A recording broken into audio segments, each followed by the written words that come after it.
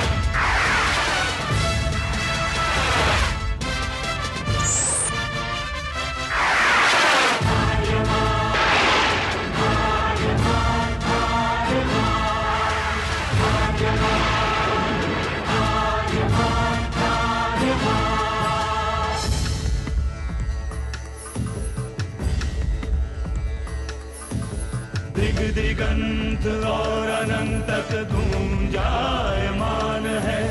ब्रह्मनाद है विधि का वो अटल विधान है। धर्म की अधर्म पर विजय का वो प्रमाण है। जायमान है वो अटल विधान है। विजय का वो प्रमाण है। ब्रह्मांड का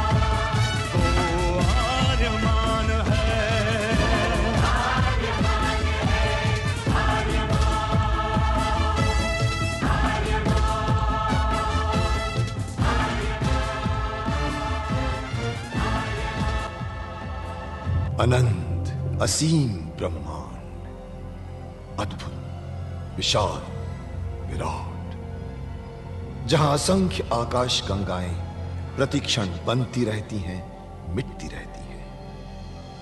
हर आकाश गंगा में होते हैं अनगिनत तारे, अनेकों सूरज, और सूरज के साथ होता है अपना सौर मंडल, जिसमें रहते हैं अनेकों ग्रह।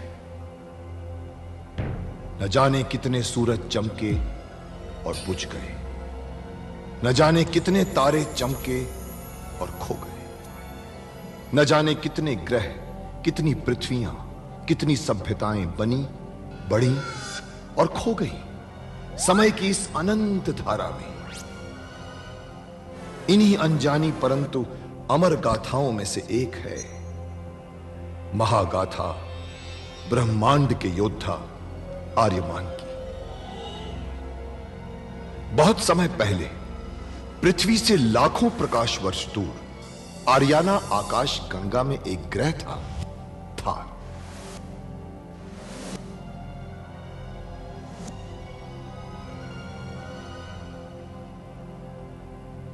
थार एक रेगिस्तान था, पानी की बूंद नहीं थी, फिर भी पूरे ब्रह्मांड के लिए मूल्यवान था थार, क्योंकि थार में थी ऐसी खाने जहां से दुर्लभ जीवनदायी पदार्थ निकलता था, जिसे थारस कहते थे।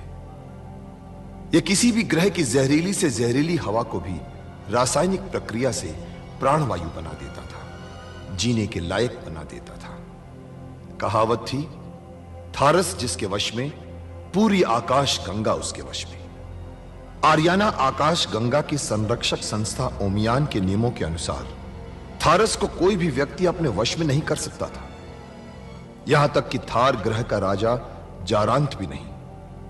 राजा होते हुए भी जारांत अपना राज्य गणतंत्र प्रणाली से चलाता था। खानों से निकलने वाले थारस का 25% भाग ही थार ग्रह के हिस्से में आता था। बाकी का हिस्सा ओसेक अंतरिक्ष संगठन में चला जाता था। ओसेक आरियाना आकाश गंगा के व्यापारियों का संगठन था और जिसका संचालन अंतरिक्ष में बनाए गए एक कृत्रिम ग्रह ओसेक से होता था। मगर ओसेक संगठन में कई व्यापारी ऐसे भी थे जो अति महत्वाकांक्षी थे, जो पूरे ब्रह्मांड में अपना आधिपत्य स्थापित करना चाहते थे। परंतु जब तक ओमियान था तब तक कोई कुछ नहीं कर सकता था। ओमियान अंतरिक्ष के लोगों की संरक्षक संस्था थी जो अंतरिक्ष के निवासियों के हितों का पूरा ध्यान रखती थी और अपनी शांति सेना के द्वारा संपूर्ण ब्रह्मांड में शांति और व्यवस्था बनाए रखती थी। इसी ओमियान संस्था का अध्यक्ष था महान होशिंग। होशिंग जिस ग्रह पर रहता था उस ग्रह का नाम था गुरुक्षेत्र, जहां आज छिड़ी हुई है एक महाजंग।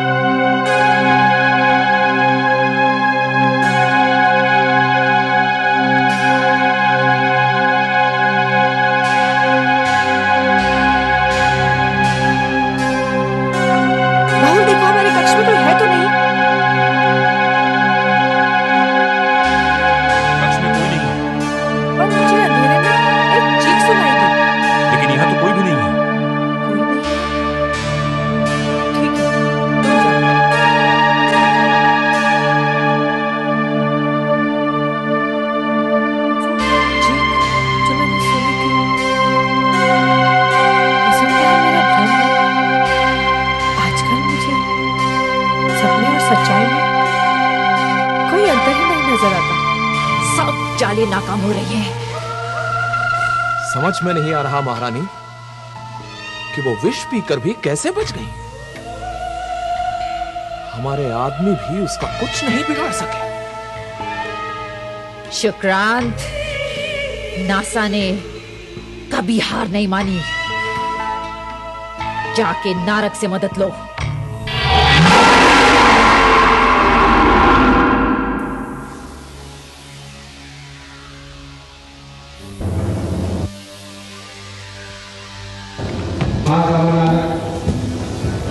महासामंत नारक, थार के राजपुरोहित शुक्रांत आपसे मिलने की आज्ञा चाहते हैं। उन्हें सम्मान के साथ उपस्थित करो।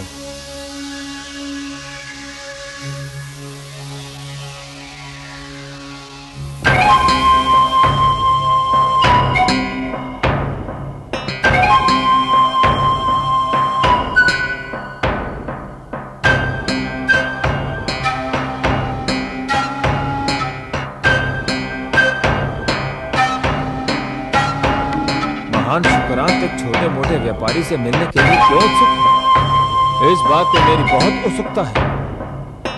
व्यापारी के साथ तो व्यापार ही हो सकता है ना महासामंत नारक। तो आप कुछ बेचना चाहते हैं या कुछ खरीदना चाहते हैं? बेचना चाहता हूं। क्या बेचना चाहते हैं? जारांत। आप नारक के पास जारांत को बेचने आए हैं? मैं ओसेक के पास थारस की खानों पर सदैव के लिए एकाधिकार बेचने आया हूं। जारांत के मरते ही थार में अव्यवस्था फैल जाएगी और व्यवस्था स्थापित करने के बहाने आपके सिपाही थार पर अधिकार कर सकते हैं। यदि ओमियान बीच में आएगा तो क्या होगा? उन्हें महारानी नासा संतुष्ट कर देंगे। तो इसमें महारानी नासा का भी भाग है। महासामंत नारक, मैं महारानी नासा का प्रतिनिधित्व कर रहा हूं। और राजा? वो जारांत के बगैर अकेली कुछ नहीं कर सकती। और सेनापति बाहुल? उन्हें पहले ही मार्ग से हटा दिया जाएगा।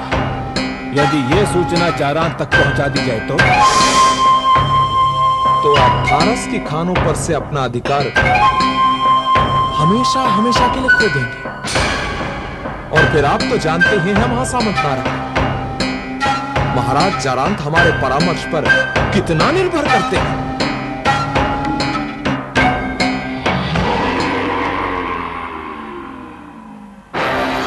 हमें सोचने के लिए कुछ समय चाहिए शुक्रांत। हम प्रतीक्षा कर सकते हैं महासामंत नारक, परंतु स्मरण रखें, समय किसी की प्रतीक्षा नहीं करता।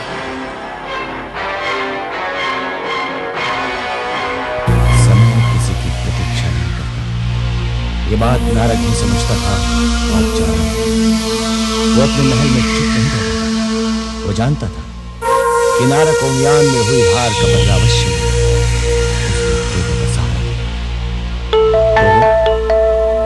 तुम्हें एक अत्यंत गुप्त कार्य सौंप रहा हूं। उस एक के अंतरिक्ष क्षेत्र को किसी भी तरह भेद कर तुम्हें यह पता लगाना है कि उसकी योजना क्या है।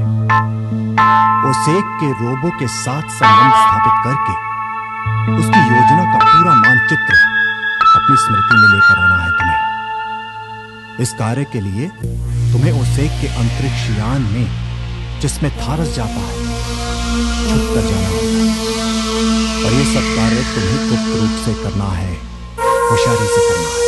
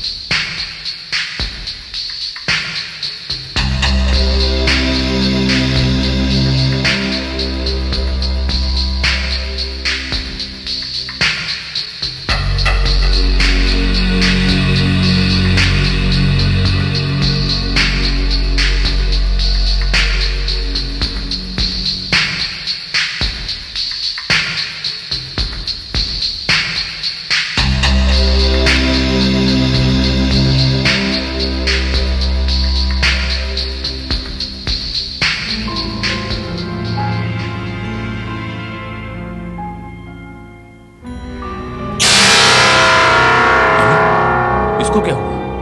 Ruby, Ruby, Ruby?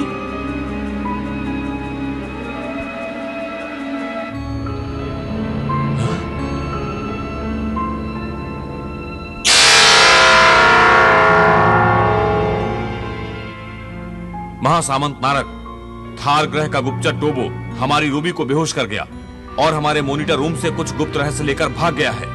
तो फिर तुम लोगों ने क्या किया? हमारा वैमानिक अपना यान लेकर उसके पीछे गया है। वो उसे कभी भी ध्वस्त कर सकता है। अगर आज थार का गुप्तचर हमारे हाथों से निकल गया तो मैं इसी वक्त सारा का सारा सुरक्षा तंत्र ध्वस्त कर दूंगा। जाओ, उस गुप्तचर को पकड़ो और उसे समाप्त कर दो, और अगर नाकामयाब लौटे तो तुम सबको ये कुर्बत समाप्त कर देगा। जाओ।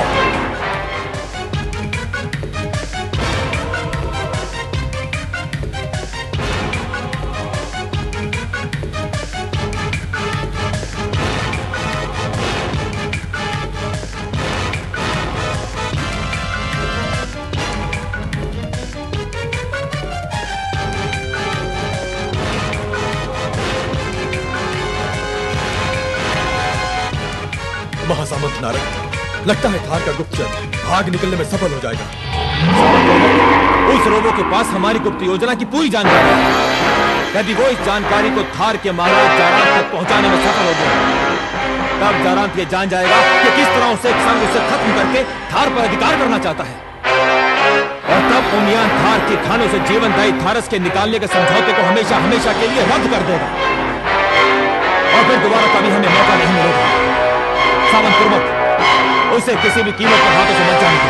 महासामंत नारक, जब हमें थार के खाने से वैसे इतना लाभ हो रहा है तो अधिकार करने की क्या आवश्यकता है? वैसे भी हम एक व्यापारी हैं। व्यापारी को राजनीति नहीं करनी चाहिए। सामंत सुमित, नारद के इरादे ब्रह्मांड से कहीं ज्यादा विशाल हैं और इनमें छोटे लाभों के लिए कोई जगह नहीं। महासामंत नारक, जब लाभ मूल बनने लगता है तो व्यापार के बड़े गिराने शुरू हो जाते हैं। सामंत सुमित, हमें अफसोस है कि आप हमारी दोस्ती के काबिल नहीं हैं। महासामंत नारक, शायद सामंत सुमित भूल गए कि छोटे मुंह से बड़ी बात अच्छी है। सामंत कुर्मक, सामंत सुमित के अवशेषों को आकाश गंगा में प्रवाहित कर दो।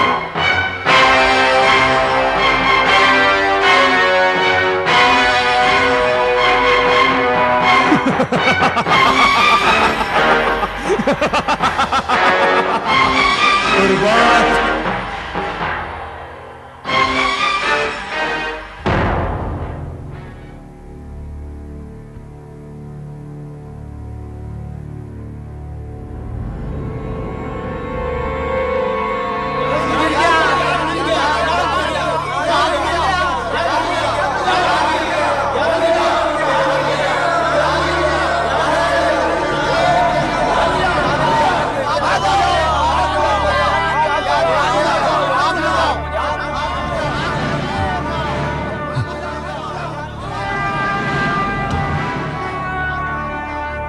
जारांत का गुप्तचर, हालत क्या है इसकी? ये यहां क्या कर रहा है? हो सकता है कि जारांत का कोई संदेश लाया हो।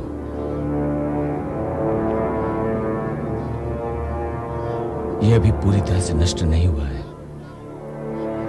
इसे ठीक किया जा सकता है।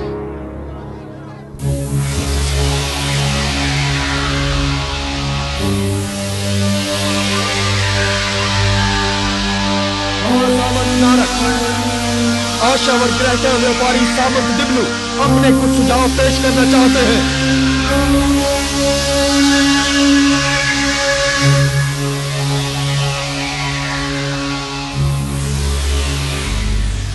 सामंत डिब्लू के सुझाव का स्वागत है। महासामंत नारद, थार के सम्राट जारांत संतानहीन है। उनकी दोनों पत्नियों में से कोई भी उन्हें संतान का सुख देने में असमर्थ रही। यदि जारांत संतानहीन ही मर गया तो ऐसी परिस्थिति में हमें क्या करना चाहिए? सामंत डिब्लू, लगता है आपको सूचनाएं देर से मिलती है। सामंत कुर्बक, सामंत दिबलू को यह बता दिया जाए कि जारांत की छोटी रानी रासा गर्भवती है और इस समय संपूर्ण थार एक बहुत बड़ी खुशी की प्रतीक्षा कर रहा है। अच्छा, महासामंत नारद, ये तो हमें मालूम ही नहीं था। सामंत कुर्बक, होशिन की भविष्यवाणी के अनुसार रासा का पुत्र मेरा संहार होगा। हमें एक ऐसा दूत वहां भेजना चाहिए जो उसके जन्म लेने से पहले ही उसे